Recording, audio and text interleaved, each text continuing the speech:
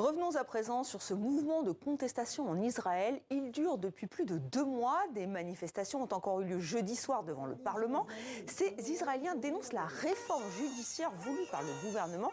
Ils dénoncent une dérive antidémocratique et la contestation s'étend. Bonsoir Slimane. Bonsoir. Même des militaires se prononcent contre ce projet de loi. Oui, même des milliers de militaires de la réserve, et certains ont des grades très sensibles, des généraux, des agents des services de renseignement, de la marine, de l'aviation, disent que si cette réforme, ce qu'on appelle la réforme, passe, eh bien, ils cesseraient de répondre à leurs obligations militaires.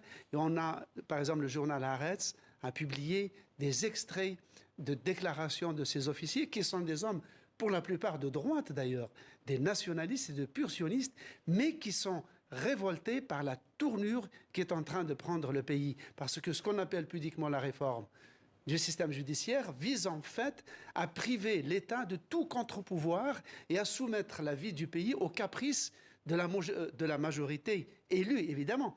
Mais c'est une majorité d'extrême droite, de suprémacistes de juifs et de néofascistes. C'est la presse israélienne elle-même qui les qualifie comme ça.